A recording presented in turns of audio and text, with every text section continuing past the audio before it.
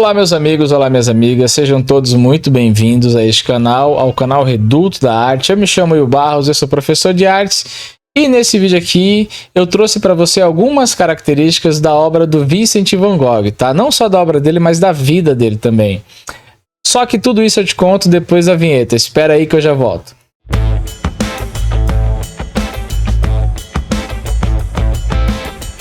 Voltando aqui, pessoal, a primeira característica dele é Van Gogh vendeu apenas um quadro em vida. Isso é muito curioso, porque apesar de o Van Gogh ter criado um impressionante acervo, né, com mais de 2.000 obras, né, isso tudo entre pinturas, desenhos, esboços, Vincent van Gogh teve pouquíssimo reconhecimento enquanto estava vivo, porque o único quadro que se sabe ter sido vendido por ele foi um quadro chamado A Vinha Encarnada, né, que foi adquirido em 1890 por uma colecionadora belga durante uma exposição lá em Bruxelas, tá? Essa pintura ela retrata trabalhadores colhendo uvas ao entardecer, banhados por uma luz intensa e avermelhada, típica do estilo vibrante e emocional produzido por Van Gogh. Outra coisa importante que você saiba desse lado aí é que na época o Van Gogh vivia em dificuldades financeiras e ele dependia do apoio financeiro do irmão, o Theo, né? E esse apoio que o Theo ofertava a Van Gogh era para que ele sobrevivesse. Nessa época também, os seus trabalhos, suas pinturas, né, eram vistos como estranhos ou trabalhos inacabados por muitos críticos e colecionadores de arte daquela época, que não compreendiam a abordagem ousada das cores, as pinceladas, né, as emoções. E aí é que tá a coisa, porque ironicamente após a morte do Van Gogh, o mundo passou a enxergar o gênio que ele era, né? O quão bom ele era. Hoje, para você ver, hoje as obras do Van Gogh elas estão entre as mais valiosas e admiradas da história da arte. Então você tem quadros como A Noite Estrelada, Girassóis, Autorretratos, né? Que alcançam cifras milionárias e estão expostos nos maiores museus ao redor do mundo, os mais importantes, né? Então você perceba que a trajetória do Vincent é, portanto, uma das mais marcantes histórias de reconhecimento póstumo da arte ocidental. Veja que característica interessante, né? O quanto que ele produziu e para não ter quase nenhum reconhecimento em vida, tá? Agora vamos para a próxima característica. Essa próxima característica, então, cortou a própria orelha. Sim, o Van Gogh não cortou toda a orelha, evidentemente, né? Ele cortou só esse pedaço aqui, ó. E esse é um dos episódios mais conhecidos, tá? E também mais controversos da vida de Vincent van Gogh. E ocorreu lá em dezembro de 1888, na cidade de Arles, né? No sul da França, em meio a uma fase intensa de produção artística. Naquele momento, Van Gogh vivia um período de profunda instabilidade emocional e mental. Naquela época, ele dividia uma casa com o também pintor Paul Gauguin, né, com quem tinha uma relação de amizade e colaboração, mas também marcada por fortes tensões.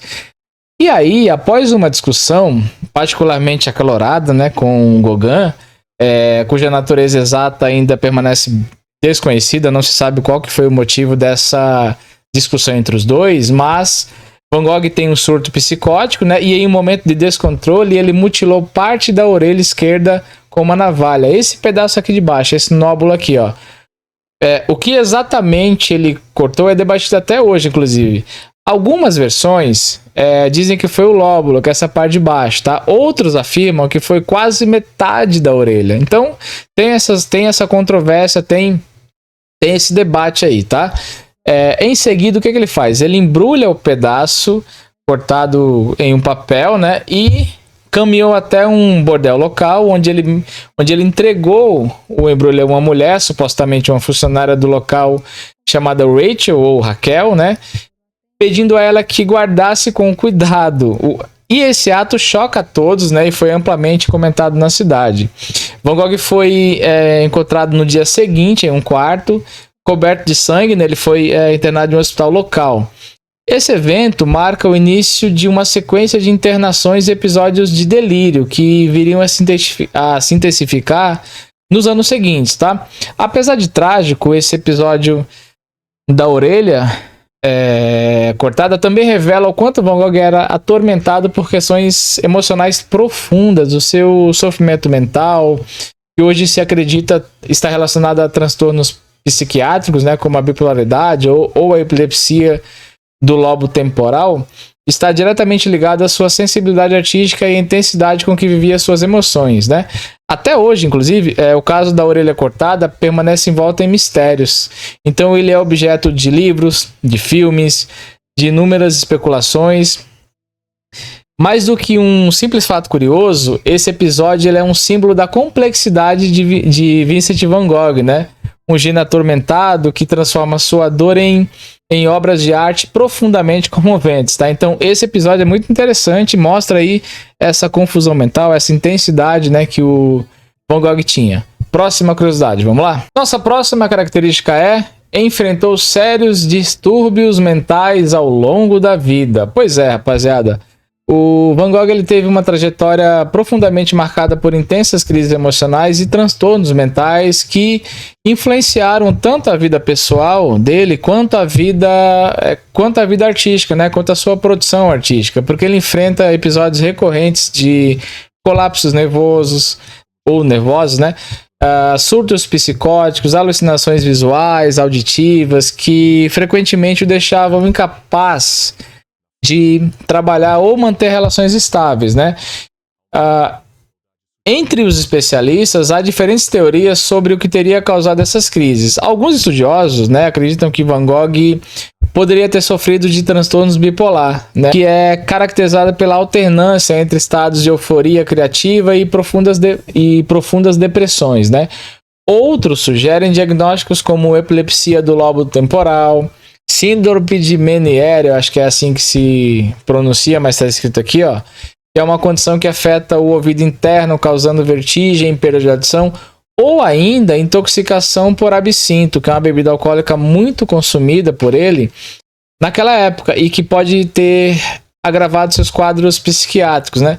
O fato é que em 1888, após uma intensa discussão com Gauguin, lá em Arles, no sul da França, Van Gogh teve um dos seus episódios mais famosos, né? Porque ele corta parte da sua orelha, e eu já disse na outra curiosidade, né? Ele corta parte da sua orelha e entrega uma mulher em um bordel. Esse ato chocante torna-se o símbolo do seu sofrimento psíquico, né? Que é a nossa curiosidade anterior. Nos anos seguintes, ele passa por diversos períodos de internação em hospitais psiquiátricos, né? Incluindo o asilo de Saint-Rémy-de-Provence, acho que é assim que se pronuncia, onde ele pinta algumas de suas obras mais conhecidas, como, por exemplo, A Noite Estrelada. Então, apesar da sua luta constante contra a instabilidade mental, Van Gogh nunca deixou de pintar, né? Ele pinta toda a vida ali, mesmo doente, internado. Ele está sempre produzindo, né?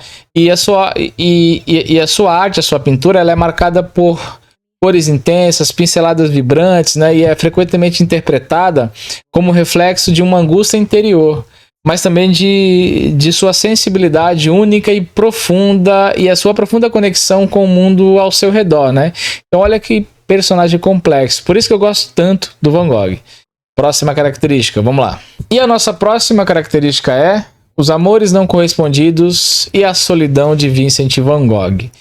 Bom, rapaziada, a vida afetiva de Van Gogh, ela foi marcada por desilusões, rejeições e uma busca constante, né, intensa, por afeto, por aceitação. E essa busca não era só fora de casa, era na família também, né? Durante a vida dele, ele se apaixonou por várias mulheres, né? Mas quase sempre de maneira muito intensa, né? Mas esses sentimentos que ele demonstrava de maneira muito intensa, muito imediata, eram raramente correspondidos. Um dos casos mais conhecidos foi a paixão que ele teve pela prima, aliás, pela prima viúva, né? Que Vos Strike, né? Que recusou de forma categórica, né? Então, mesmo diante dessa rejeição, Van Gogh insistiu, chegando a fazer gestos desesperados para tentar convencê-la, como, por exemplo, segurar a mão sobre uma vela, afirmando que só soltaria se ela aceitasse vê-lo novamente.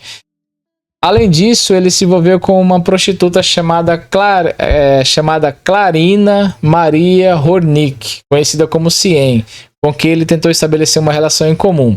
Apesar de seu desejo de estabilidade, essa relação era uma relação conturbada, marcada por dificuldades financeiras, problema de saúde, desentendimentos constantes, né? Nesse caso, a família de Van Gogh desaprovava fortemente essa união entre os dois, o que agrava ainda mais o seu isolamento.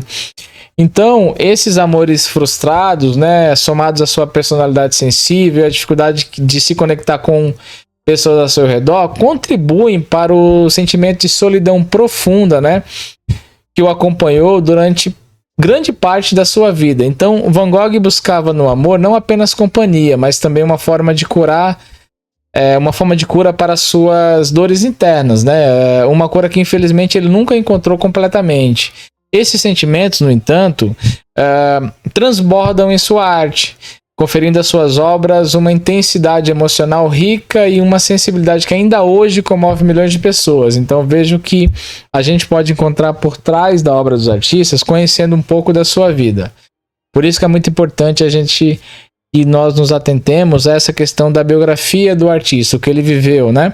Vamos para a próxima curiosidade. A nossa próxima curiosidade é Van Gogh e a vida marcada pela pobreza. Pois é, rapaziada, ao longo da sua vida, Vincent Van Gogh enfrenta profundas dificuldades financeiras e emocionais, né? Porque a maior parte da sua trajetória foi vivida à margem da sociedade, e ele teve uma existência marcada pela solidão, pela incompreensão e pela extrema pobreza, né? Como a gente viu lá na primeira curiosidade, ele não consegue vender suas obras, ele vendeu apenas uma obra, né? E essas obras só viriam a ser vendidas ou a ser reconhecidas, né? E valorizadas depois da morte dele. Então, Van Gogh teve que contar, ao longo da vida, quase que exclusivamente com o apoio do seu irmão, o Theo Van Gogh, né? Que não apenas o sustentava financeiramente, mas também lhe oferecia apoio moral, incentivo artístico constante por meio de cartas. Inclusive tem um livro muito famoso que se chama Cartas a Theo, que a gente consegue entender essa relação entre os dois, né? Essa relação muito bonita que o Theo tinha com o irmão, né? E vice-versa. Então, como ele não vende só uma obra em vida, ele vive quase que completamente, né? Com o apoio do Theo. E aí esse apoio vai além do apoio financeiro, vai além do sustento financeiro. Mas também o Theo ofertava ao Van Gogh apoio emocional, apoio moral, apoio artístico, né? Por quê? Porque o Theo acreditava no talento do irmão e fazia o possível para garantir que ele tivesse materiais para pintar, mesmo quando isso significava sacrifícios pessoais. E perceba que em muitas ocasiões, né, Van Gogh abria mão de necessidades básicas como comida e conforto para adquirir tintas e tela. Ele próprio dizia em cartas, né, que preferia muitas vezes gastar o pouco dinheiro que tinha com tinta, que tinha com materiais, né, de pintura, do que com refeições adequadas. Houve momentos em que ele trocava comida por tinta, priorizando a sua produção artística acima de tudo, mesmo que isso significasse agravar ainda mais a sua saúde frágil. Por isso que, nesse sentido aqui, eu te recomendo muito que você leia o livro Cartas a Theo, porque é muito importante para você conhecer mais a fundo essa relação entre Theo e o Vincent Van Gogh, tá? E você vai perceber o que eu estou falando. Em relação a essa relação intensa com a arte, ao mesmo tempo que era obsessiva e vital, ela refletia o seu desejo profundo de encontrar beleza, sentido e expressão em um mundo que frequentemente o rejeitava. Então, o Van Gogh produziu centenas de pinturas e desenhos em poucos anos. Apesar das dificuldades, né, ele nos deixa um legado extraordinário que só seria verdadeiramente reconhecido após a morte dele. E é justamente após a morte dele que ele vai se transformar em um dos maiores artistas da história da arte. Perceba como esse artista, como esse ser humano, teve uma história extremamente triste e pesada, tá?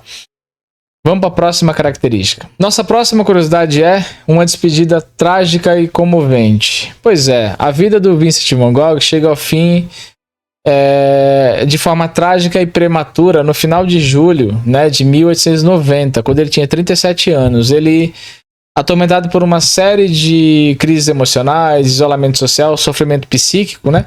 Ele sai sozinho até um campo de trigo nos arredores de Alvers-sur-Oise, na França. Eu vou deixar aqui o nome, né, porque eu acho que está errada essa minha pronúncia, que era uma paisagem que ele havia retratado tantas vezes, né, com cores vibrantes, pinceladas intensas, e lá ele dispara um tiro contra o peito dele, né. Apesar da gravidade desse ferimento, Van Gogh consegue caminhar de volta até a pensão onde ele estava hospedado. Ele sobreviveu por cerca de 2 dias, né, sendo assistido por seu irmão Theo, que chegou a tempo de estar ao seu lado nos momentos finais. Vicente Van Gogh acabou morrendo no dia 29 de julho de 1690, né, em decorrência desses ferimentos. Bom, de acordo com os relatos de Theo, suas últimas palavras foram simples, mas devastadoras, né? Que foram as seguintes, abre aspas, a tristeza durará para sempre, fecha aspas. Essa frase, rapaziada, embora curta, né, carrega todo o peso de sua luta contra a depressão, contra a rejeição social e o sofrimento silencioso que marcou grande parte da sua trajetória. Van Gogh faleceu praticamente desconhecido e incompreendido, tendo vendido apenas um quadro em vida, que é lá na nossa primeira curiosidade que eu falo para você qual foi, tá? No entanto, eu vou repetir isso de novo, a sua obra, a sua história de vida atravessaram um tempo, né? Não só a sua história de vida, mas a sua obra, a sua história, ela atravessa o tempo e até hoje ela é reconhecida como um dos maiores gênios da história da humanidade, tá? Vamos para a próxima curiosidade. Chegamos à nossa última curiosidade, que é reconhecimento tardio, a fama que veio depois da morte. Pois é, durante toda a vida, Vincent Van Gogh enfrentou dificuldades emocionais, financeiras, sociais, e a sua arte foi amplamente incompreendida, porque durante a vida dele, ele pintou mais de 2.000 obras, né, entre desenhos, quadros, estudos, esboços, né, mas vendeu apenas uma em vida. Então ele foi marcado por crises de saúde mental, por isolamento, e morre ali em 1690, né, sem saber que um dia seria considerado um dos maiores artistas da história da arte, né? O seu talento só começou a ser verdadeiramente reconhecido após a sua morte, graças ao apoio incansável de seu irmão Theo, que acreditava profundamente na genialidade do irmão. Depois da morte de ambos, porque perceba que o Theo morre alguns meses após o falecimento do irmão, né? Então, após a morte dos dois, a viúva de Theo, a Joana Van Gogh Bonge, né, foi quem desempenhou um papel fundamental na preservação e na divulgação do legado do Van Gogh. Porque ela vai organizar exposições, ela vai publicar as cartas, né, trocadas entre os dois irmãos. E nessas cartas, essas cartas revelam o lado humano, sensível do Van Gogh, né? Ela também conseguiu levar as obras do Van Gogh para importantes coleções e mostras internacionais. Então, graças a esses esforços, Van Gogh passou de um artista desconhecido a símbolo do gênio incompreendido. Então, hoje ele é celebrado pela sua técnica expressiva, cores vibrantes, pela intensidade emocional que imprimia em cada pincelada, e suas obras como Noite Estrelada, Os Girassóis estão entre as mais icônicas da arte ocidental, né? A fama que ele nunca conheceu em vida transformou-se em reconhecimento mundial, né? Tornando a sua trajetória uma das mais comoventes da história da arte. Então, pessoal, chegamos ao fim de mais um vídeo. Espero que você tenha gostado desse aqui, né? Espero que você tenha gostado de conhecer um pouco mais sobre esse artista sensacional que é o Van Gogh. Eu gosto muito, tá? Eu sou muito fã do Van Gogh. Tenho aqui uma biografia dele, tem alguns textos aqui. Todos esses livros, como eu te falei, eu vou trazer, né, no quadro de indicações de material de arte, né? No futuro bem próximo eu vou fazer esses vídeos para você, mas espero que você tenha gostado, tá? Se você gostou, se inscreva no canal, vai me ajudar bastante, vai ajudar esse projeto a crescer. E eu te espero aqui nos próximos vídeos. E outra coisa, ó, quando você sair desse vídeo aqui, vai no canal e pesquisa Mestres do Barroco, que tem alguns vídeos lá sobre a série Mestres do Barroco que talvez você goste, tá? Então eu te espero aqui no próximo vídeo. Tchau, pessoal!